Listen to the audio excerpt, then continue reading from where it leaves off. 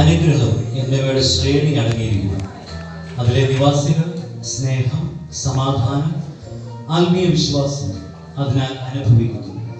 എന്നാൽ പ്രാർത്ഥനയില്ലാത്ത ഒരു ഭവനം ഭാരം, വിഷാദം, ചിന്തകളുടെ ദുരിതം, മാനസികമായ ബുദ്ധിമുട്ടുകളും അനുഭവപ്പെടുന്നു.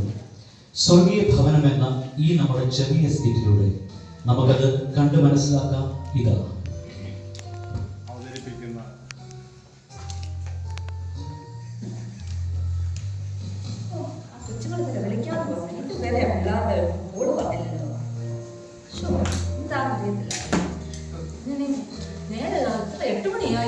ചായ കിട്ടിയിട്ടില്ല. ചായ തരാറായില്ലോടി. നിന്റെ കാലം ഒന്ന് ഞാൻ പിടിക്കണ ഒരു ചായക്ക് വേണ്ടി. എവിടെ പോയി കിടക്കുവാണോ പിള്ളേരെ?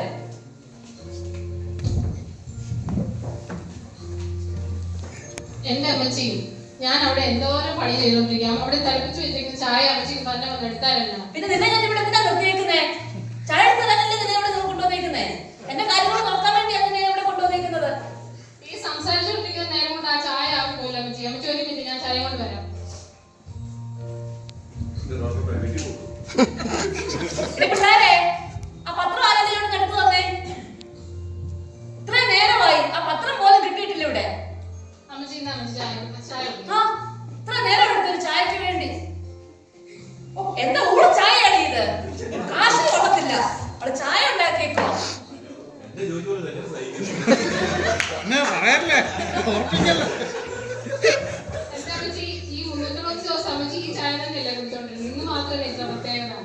കാശ് കൊള്ളാത്തൊരു വാട്ടച്ചായ. പത്രം ഇങ്ങോട്ട് എടുത്തേ. ഈ താഴെ കിടക്കുന്ന പത്രം പോലും അമ്മച്ചി എടുക്കരുത് കേട്ടോ. പിന്നെ നിന്നെ ഞാൻ ഇവിടെ എന്തിനാ കൊണ്ടുവന്നേക്കുന്നത്? കാഴ്ചക്കോ? അമ്മച്ചി ഇതാ പത്രം വായിക്കും. ശരി, ഇന്നത്തെ വാർത്ത എന്താ?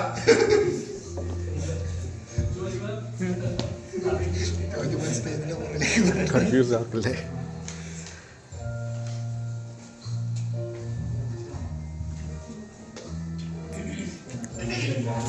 മമ്മി, എനിക്ക് ചായ തരാവോ? നിനക്ക് എന്തായാലും അങ്ങോട്ട് പോയി എടുത്തു കുടിച്ചാലേ? അമ്മച്ചി ചോദിച്ചില്ല, അപ്പൊ ഞാൻ ചോദിക്കണം.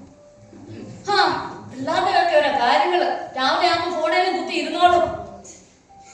മമ്മി ചായ പ്ലീസ്, പെട്ടെന്ന് താ. ഒരു 2 മിനിറ്റ് നീ ഒന്ന് വെയിറ്റ് ചെയ്യേ.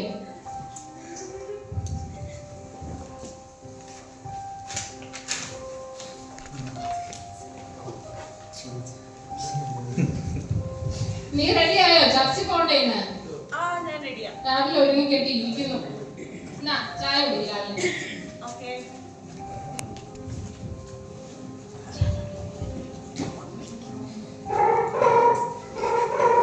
ഇത് പുതിയ റിംഗ്ടോണാണ്.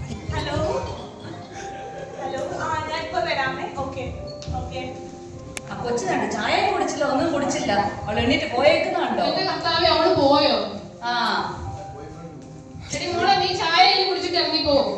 Mummy okay, bye. ഞാൻ കാണാം. Bye bye bye bye. അമ്മച്ചിക്ക് രാവിലെ എന്താ കഴിക്കാൻ വേണ്ടേ? നീ എന്താ ഉണ്ടാക്കിയേക്കുന്നത് ഇവിടെ എനിക്ക് കഴിക്കാന്? അമ്മച്ചിയുടെ ഇഷ്ടത്തിനല്ലേ ഇവിടെ ഉണ്ടാക്കാറുള്ളൂ. എന്റെ ഇഷ്ടമൊന്നും നീ നോക്കാറില്ല. എന്തുവാ കഴിക്കാനുള്ളത്? അമ്മച്ചിയുടെ ഇഷ്ടത്തിനാ ഇന്നലെ ഉണ്ടാക്കിയത്. അമ്മച്ചിയുടെ ഇഷ്ടത്തിനാ മിഞ്ഞാന്ന് ഉണ്ടാക്കിയത്. 3 നേരവും ഭക്ഷണം അമ്മച്ചിയുടെ ഇഷ്ടത്തിന് തന്നെയല്ലേ ഉണ്ടാക്കുന്നേ. എന്തുവാണാവോ ഇന്നത്തെ ആഹാരം? ഇന്ന് ഇടിയപ്പം മുട്ടക്കറി ആയല്ലോ. ആട്ടെ, എന്തോലും ആട്ടെ. ശരി അമ്മച്ചി, ഇപ്പൊ റെഡി ആയിക്കൊണ്ട് വരാം. ആട്ടെ. എന്തുവാടാ രാവിലെ ഫോണ് കുത്തി നീ വായി നോക്കി നീ എങ്ങോട്ടാ? നീ ഇവിടെ ഉണ്ടായിട്ടാണോ അവിടെ ഇത്ര അഹങ്കാരത്തിലൂടെ സംസാരിക്കുന്നത്?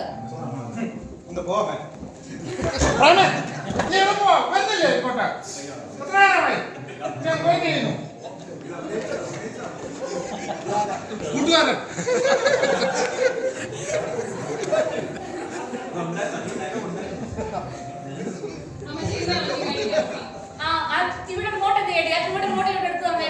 എത്ര നേരം കാണണം? ഒരു TV കാണാൻ വേണ്ടി ഞാൻ നോക്കിയിരിക്കുന്നത്. 2 മിനിറ്റ്, ഇപ്പൊ എടുത്തോണ്ട് വരാം. TV റിമോട്ട് നോക്കട്ടെ.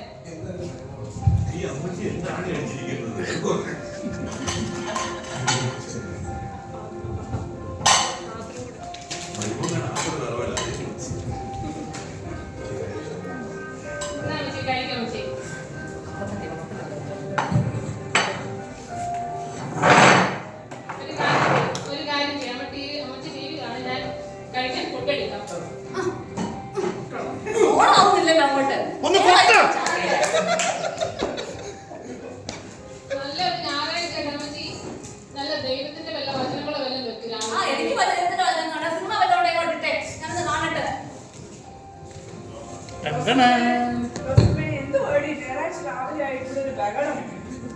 എന്റെ ഏടി ഒന്നും പറയണ്ട.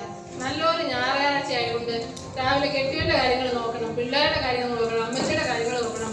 ഭൂമിയെ കുഞ്ഞൊരു കാലി വീട്ടിൽ വന്ന് ഒരു കാലി എന്തെല്ലാം കാര്യങ്ങൾ ചെയ്ത് വിളിച്ച് പറയാതെ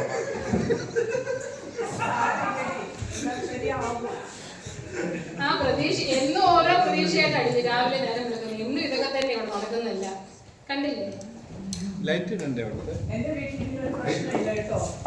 ഞാനും എന്റെ അമ്മയും കൂടി ചേർന്നാണ് ഒരുമിച്ച് ആഹാരം വെക്കുന്നതും ഞങ്ങൾ എവിടെയെങ്കിലും പോകുന്നതും ഞങ്ങൾ പള്ളിയിൽ പോകുന്നതും. ഓക്കെ, അപ്പം ഞങ്ങൾക്ക് വീട്ടിൽ ഒരു പ്രശ്നമേ ഇല്ല. ഓ എത്ര സമാധാനം ഉണ്ട് സത്യം പറഞ്ഞു കഴിഞ്ഞാൽ. അങ്ങനെയെങ്കിലും ജീവിച്ചു കഴിഞ്ഞു കഴിഞ്ഞാൽ. കാരണം ഒരാൾ താങ്ങായിട്ടിരിക്കുമ്പോഴത്തേക്ക് എന്തൊരു സമാധാനം ഉണ്ട്. വീട്ടിലെ ജോലികളെല്ലാം തീരും, എല്ലാം സമാധാനത്തോടെ തീരും അല്ലേ? എന്റെ അമ്മ വരുന്നുണ്ട്. ആ അമ്മച്ചി വന്നോ? സന്തോഷം. അമ്മേ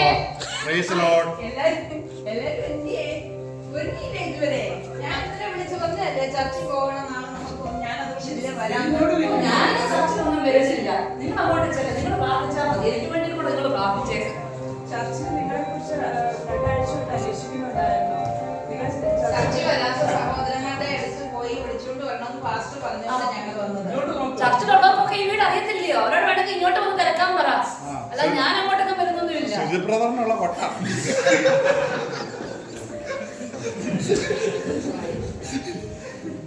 എനിക്ക് 10-17 വയസ്സായി. എന്നോടൊന്നും വയ്യ, നടക്കാനോ എടുക്കാനോ. ഇല്ലാത്ത അസുഖങ്ങളൊന്നുമില്ല. ഷുഗറും പ്രഷറും കൊളസ്ട്രോളും എല്ലാം ഉണ്ട് എനിക്ക്. എന്റെ തീർച്ചയാമേ നമ്മുടെ കൂട്ടുകാരാണേലും എന്നെക്കാട്ടും ഒരു 5-6 വയസ്സ് മുമ്പ് കൂടുതലും അതുപോലെ അസുഖവും എനിക്കൊക്കെ കൂടുതലുണ്ട്. പക്ഷെ ചർച്ചിൽ പോകുന്ന കാര്യത്തിന് മാത്രം ഞാനൊരു മടിയും വിചാരിക്കുകയില്ല. ഞാനും മോളും എല്ലാ ഞായറാഴ്ചയും ഞങ്ങൾ കൃത്യമായിട്ട് ചർച്ചിൽ പോകും. അത് കഴിഞ്ഞിട്ടേ ഉള്ളൂ ഞങ്ങൾക്ക് മറ്റൊരു. പിന്നെ എനിക്കൊക്കെ വയ്യ. ഞാൻ അങ്ങോട്ട് ചർച്ചിലൊന്നും വരുന്നൊന്നുമില്ല. നിങ്ങൾ അങ്ങോട്ട് ചെന്നാൽ എനിക്ക് വേണ്ടി കൊടുത്ത് പ്രാർത്ഥിച്ചിട്ട് പോരാ. അടുത്ത ആഴ്ച അമ്മച്ചിയെ കൂട്ടി വരാൻ ശ്രമിക്കാം. റോസിമ എനിക്ക് കൊണ്ടിട്ട് ജോലി. ഞാനും 6 ദിവസം ജോലി കഴിഞ്ഞിട്ടില്ല വരുന്നത്. അതിന് ഞാൻ സമയം കണ്ടെത്തും ചർച്ചയിൽ പോകാൻ വേണ്ടി. നീയും അങ്ങനെ സമയം കണ്ടെത്തി ഞങ്ങളോട് ചർച്ച വരാൻ നോക്കും. ഇവിടെ 9 മണി മുതൽ 9 മണിയാകുമ്പോൾ രാവിലെ പോകും. 6 മണിയാകുമ്പോൾ വൈകിട്ട് അവള് വരും. ഇന്നൊരു ദിവസമേ ഉള്ളൂ അവൾക്ക് അവധി. ഇന്നെങ്കിലും അവളെ വീട്ടിലെ കാര്യങ്ങൾ എന്തെങ്കിലും ഒക്കെ ചെയ്യട്ടെ. നീ അങ്ങോട്ട് ചെല്ല. ഇവിടെ ആരെ ചർച്ചക്കൊന്നും വിളിക്കാൻ വരണ്ട. എന്റെ മോള് രാവിലെ ചർച്ചിലേക്ക് ഇറങ്ങില്ല. അവളെ നിങ്ങൾ അവിടെ ചെല്ലുമ്പോഴത്തേക്ക് അവളവിടെ കാണുമായിരിക്കും. വഴി മോളെ നമുക്ക് പോകാം. ശരി മാം.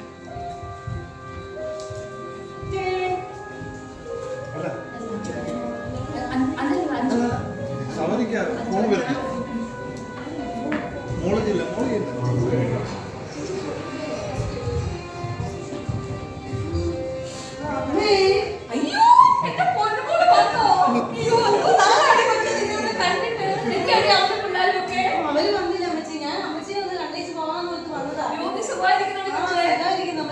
കഴിച്ചോ? കഴിക്കണം. അമ്മച്ചിയല്ലേ കഴിക്കുന്നത്? അവളവിടെ ഇടിയപ്പം മുട്ടക്കറിയൊക്കെ ഉണ്ടാക്കി വെച്ചിട്ടുണ്ട്. സന്തോഷം കേട്ടോ. ഒരുപാട് നാളായില്ലേ കണ്ടിട്ട്. എന്താണ് വിശേഷം? നല്ല വിശേഷം. അമ്മച്ചി ചേച്ചി ഉണ്ടാക്കി വെച്ച ഫുഡല്ലേ, നല്ല ടേസ്റ്റ് ആയിരിക്കും. എന്തായാലും ഒന്ന് കഴിച്ചു നോക്കണം. ആ നമുക്ക് കഴിക്കാം അമ്മച്ചി. Hello hello hello. അതെ ഹലോ കേൾക്കാലോ. അതെല്ലോ.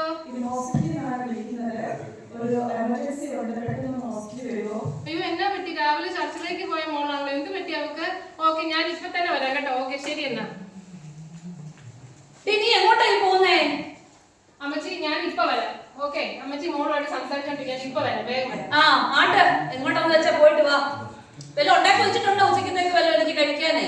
എന്റെ അമ്മച്ചി എന്നെ പറയുന്നത്. ആ ചേച്ചി രാവിലെ തൊട്ട് വൈകിട്ട് വരെ ഇവിടെ കഷ്ടപ്പെടും. അമ്മച്ചി ഇങ്ങനെ ചേച്ചിനെ ചേട്ടൻ കിട്ടിക്കൊണ്ട് വന്നപ്പോ തൊട്ട് അമ്മച്ചി എന്തെങ്കിലും ജോലി എടുത്തിട്ടുണ്ടോ? ഇങ്ങനെ ഇരിക്കുമല്ലേ അമ്മച്ചി? ചേച്ചിന്റെ കുറ്റം പറഞ്ഞു. അമ്മച്ചിക്ക് ഒരു ദോഷം കിട്ടും അമ്മച്ചി. പിന്നെ അവിടെ എന്തിനാ ഇങ്ങോട്ട് കൊണ്ടുവന്നേക്കുന്നത്? എന്റെ കാര്യങ്ങൾ നോക്കാൻ വേണ്ടിയാ അവിടെ ഞാൻ ഇങ്ങോട്ട് കൊണ്ടുവന്നേക്കുന്നത്. അങ്ങനെയല്ല, ഞാൻ അമ്മച്ചിയുടെ മോളല്ലേ. എന്നെ സഹായിക്കുന്നു, അത് ചേച്ചിനെ സഹായിക്കണ്ടേ? എന്നെ എടുക്കാൻ പറ്റത്തില്ല ആരെയും സഹായിക്കാനും എടുക്കാനും ഒന്നും. എന്റെ അമ്മച്ചി ഡോക്ടർ അമ്മച്ചിയോട് നടക്കണമെന്ന് പറഞ്ഞില്ലേ? ഇങ്ങനെ ഇരുന്നാ മതിയോ? എനിക്കൊന്നും വയ്യ. ഡോക്ടർ അങ്ങനെ പലതും പറയും. അവരൊക്കെ പറയുന്നത് അവരൊക്കെ ചെയ്താൽ മതി. എന്നോടൊന്നും പറ്റത്തില്ല അവർ പറയുന്നതൊക്കെ ചെയ്യാൻ. അമ്മച്ചിക്ക് ചർച്ചിലൊന്ന് പോയിക്കൂടെ അവരുടെ കൂടെ? എനിക്കൊന്നും വയ്യ. നീ എന്നെ അവിടെ വല്ല ഹോസ്പിറ്റലിൽ വല്ലത് കൊണ്ടുപോകാവോ?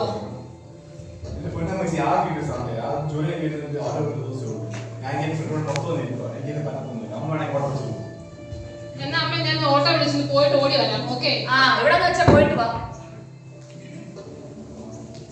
കൊച്ചിനല്ല ഞാൻ ആഹാരം എടുത്തു തരാം. അങ്ങോട്ട് വാ, വല്ല വന്നിട്ട് കഴിക്കാം. വാ. വായിലൊക്കെ കൊള്ളത്തില്ല, ഉപ്പുമില്ല മുളകുമില്ല ഒന്നുമില്ല. അവളുണ്ടാക്കി വെച്ചിട്ട് വരാനാണ് അവര് കഴിക്കണേ. എനിക്ക് അതിന് പോലെ ഞങ്ങൾ പണി കഴിഞ്ഞ് വരുന്ന വഴിയാണ്. ഇന്ന് സുജിത്ത് ബ്രദറായിരുന്നു ശുശ്രൂഷ നടത്തിയത്. അങ്ങനെ അനുഗ്രഹിക്കപ്പെട്ട മീറ്റിംഗ് ആയിരുന്നു. പ്രത്യേകിച്ച് ഇന്ന് ബൈബിളിന്റെ കീ വേർഡായിട്ടാണ് ഞങ്ങളെ പഠിപ്പിച്ചത്. കാരണം ഒന്ന് യോഹന്നാന്റെ സുവിശേഷം 3-ാം അധ്യായം 6-ാം വാക്യം, തന്റെ പുത്രനെ നൽകുവാൻ തക്കവണ്ണം തന്നെ വിശ്വസിക്കുന്ന ഏവനും നശിച്ചു പോകാതെ നിത്യജീവൻ പ്രാപിക്കാൻ വേണ്ടി ദൈവം അവനെ നൽകുവാൻ മാത്രം ലോകത്തെ അത്രമാത്രം സ്നേഹിച്ചു എന്നുള്ളതാണ്. കർത്താവായ യേശുക്രിസ്തുവിൽ വിശ്വസിക്കുന്ന ആരും നശിച്ചു പോകത്തില്ല, ഒരു രോഗവും ബാധയും ഒന്നും വരത്തില്ല എന്നുള്ള അത് അനുഗ്രഹിക്കപ്പെട്ട ഒരു ശുശ്രൂഷയായിരുന്നു. അത് നിങ്ങൾ വരാഞ്ഞിരുന്നു ഭയങ്കര കഷ്ടമായി. നീ പോയി കേട്ടല്ലോ, അത് മതി.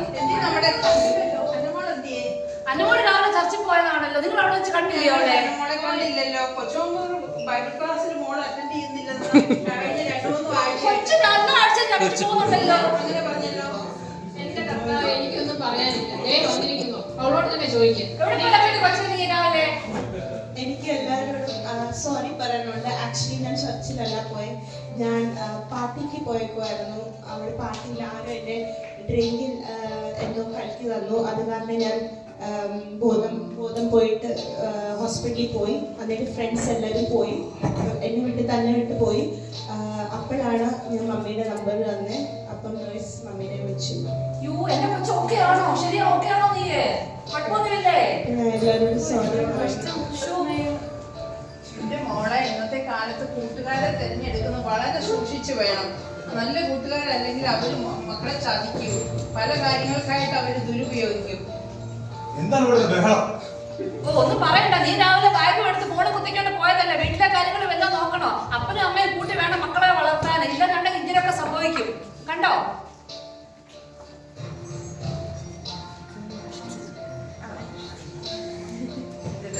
നീ എല്ലാ കാര്യത്തിലും മക്കളെ അങ്ങനെ കുറ്റം പറയാതെ. ഈ റോസമ്മയാണെങ്കിൽ എന്തുമാത്രം കഷ്ടപ്പെടുന്നുണ്ട് ഈ വീട്ടില്. അവൾക്ക് നേരം വെളുക്കുമ്പോ തൊട്ട് പണിയുണ്ട്. A-to-Z കാര്യങ്ങൾ അവള് ചെയ്യണം. അവള് ജോലിക്ക് പോകണം, വീട്ടിൽ സമ്പാദിച്ചു കൊടുക്കുന്നത് നിങ്ങൾക്ക് തരണം. അപ്പം പിന്നെ നിനക്ക് ഒരു പെങ്കൊച്ചല്ലേ ഉള്ളൂ, മറ്റേതുങ്ങൾ പിന്നെ ആൺപിള്ളേരാ. ആ കൊച്ചിന്റെയും കൂടെ കാര്യം, ഇവളുടെ കാര്യം നിനക്കൊന്ന് ശ്രദ്ധിച്ചാലെന്താ? എനിക്കൊന്നും വയ്യ ഇവരുടെ കാര്യങ്ങളൊക്കെ ശ്രദ്ധിക്കാന്. അവരുടെ അപ്പനും അമ്മയും വേണം പിള്ളേരുടെ കാര്യം നോക്കാൻ, അല്ലാതെ ഞാനല്ല പിള്ളേരുടെ കാര്യം നോക്കേണ്ടത്. നീ പറയുന്ന ഒക്കെ ശരിയാ, പക്ഷെ പ്രായമായ ഒരു സ്ത്രീ വീട്ടിലുണ്ടെങ്കിൽ ആ വീടിന്റെ വിളക്ക് അവരാണെന്നാ പറയുന്നത്. കൊച്ചു മക്കളെ കൂടെ ആത്മീയമായിട്ട് വളർത്തുന്നതിനൊക്കെ അല്പം കൂടെ നിനക്ക് ശ്രദ്ധിക്കാം. കുറ്റം പറയുന്നതാണെന്ന് ഓർക്കരുത്. തീർച്ചയായും നിനക്ക് ഇച്ചിരി കൂടെയൊക്കെ ശ്രദ്ധിച്ചാൽ ഈ വീട്ടിലെ സമാധാന സന്തോഷം നല്ലപോലെ വരും. അമ്മ പറഞ്ഞത് ഞാൻ എല്ലാവരോടും സോറി പറയുന്നു. ഞാൻ ഇനി നല്ല ഫ്രണ്ട്സിനെ ചൂസ് ചെയ്തിട്ട് പള്ളിയിൽ പോയി. അമ്മച്ചി, നമ്മുടെ ഭാഗത്ത് ഒരുപാട് തെറ്റുണ്ട്. നമ്മുടെ സന്ധ്യയാകുമ്പോൾ പിള്ളേരെ വിളിച്ചിട്ട് പ്രാർത്ഥിപ്പിക്കണം. അന്ന് പറയും നമ്മൾ TV കണ്ടു അതിനും അടിയുണ്ടാക്കി വഴക്കുണ്ടാക്കി നമ്മൾ പരസ്പരം മത്സരിച്ച് ജീവിച്ചു. അതുപോലെ തന്നെ അച്ചായനായാലും ഒരു കുടുംബത്തിന് ഒന്നിച്ച് ജീവിക്കണമെങ്കിൽ നമുക്ക് സന്തോഷത്തോടെ സമാധാനത്തോടെ ജീവിക്കണമെങ്കിൽ നമ്മളെ കണ്ട് വേണം നമ്മുടെ മക്കൾ വളരാൻ. അതുകൊണ്ട് നമ്മൾ ആദ്യം നേർവഴിക്ക് ചർച്ചിലൊക്കെ പോയി ബൈബിളൊക്കെ വായിച്ച് മക്കളെ നമ്മുടെ രീതിയിലേക്ക് വളർത്താൻ നമുക്ക് ശ്രമിക്കാം. റോസമ്മ, എനിക്ക് മനസ്സിലായി എന്റെ തെറ്റ് കേട്ടോ. ഇനി നമുക്ക് എല്ലാ ആഴ്ചയിലും നമുക്ക് പള്ളിയിലും പോകണം. എല്ലാ സന്ധ്യയ്ക്കും നമുക്ക് കുടുംബ പ്രാർത്ഥനയും വേണം കേട്ടോ. നമ്മൾ കർത്താവിനെ അറിഞ്ഞാണ് നമ്മുടെ മക്കളെ വളർത്തുന്നത് കേട്ടോ.